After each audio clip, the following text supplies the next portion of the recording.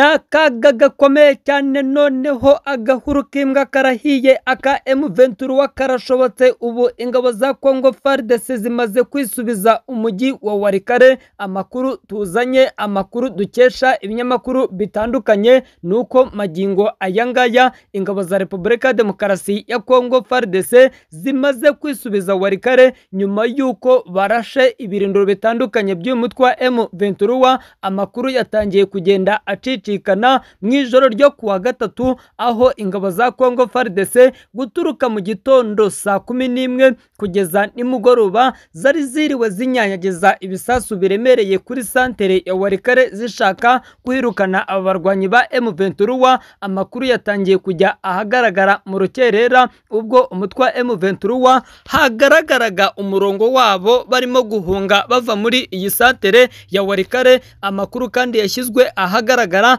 n'abaturage. Umuyobozi wa societe civile Radio Okapi ndibitse n'ibinyamakuru bigiye bitandukanye yavugaga ko inyeshyamba za M23 zamaze gukuramo akarenge zirimo guhungira mu bice bigiye bitandukanye. Amakuru aturuka ku kibuga cy'imirwano aravuga ko FARDC abarwanyi b'umutwe w'abawa Zarendo basubiye mu mujyi wa Walikale ndetse no mu nkengero zawo zirimo n'ikibuga cy'indege gitoya cya Kigoma cyari kimaze igihe kigenzurwa na M23. Amakuru kandi avuga ko bamwe mu baturage bari barahunze urugamba bamaze kugaruka mu mitungo yabo, bamaze kugaruka mu mazu bari batuyemo. Ku itariki 22 Werurwe nibwo M23 yari yigaruriye uyu mujyi wa Walikale wirukanyemo FARDC. Gusa amakuru mashya ari hanze, amakuru atariho ivumbi, nuko FARDC yamaze kuhigarurira.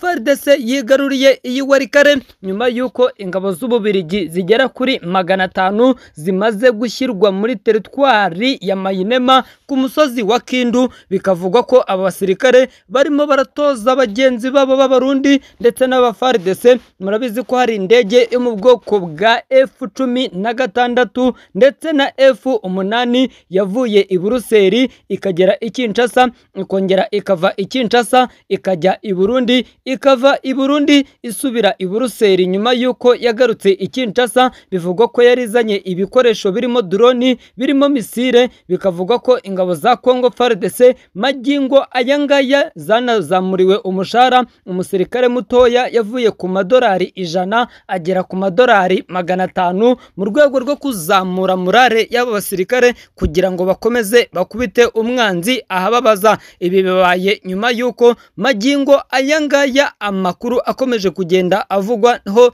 ni uko izi nyeshyamba za M23 intumwa zabo ziteganyijwe kugera iduha muri Katari kugira ngo noneho baganire n'intumwa za leta y'Kinshasa. Biteganyijwe ko ku itariki 9 z'uku kwezi kwa kane hagomba kubaho ibiganiro imbona nkubone hagati y'intumwa za M23 na leta y'Kinshasa, hashakishwa icyatuma iyi ntambara noneho ihagarara, hashakishwa icyatuma iyi ntambara irushaho kuba yahagarikwa, bitewe nuko hashize iminsi iyi ntambara irimo irabica bigacika. Amakuru kandi aravuga ko teritwari ya Walikale igiye kugaruka, ibindi bice birimo Goma, Bukavu nabyo bikaba bigiye gusubira mu maboko y'ingabo za leta y'Kinshasa. Reka mbanze mbasabe gukanda subscribe, like, share ndetse na comment, ubundi aya makuru nkomeze nyabagezeho 5 kuri 5 nkuko nabibasezeranyije. Aha niho honyine ugomba gukura ukuri kw'amakuru ya politike, diplomasi kubikomeje kuba muri aka karere k'ibiyaga bigari.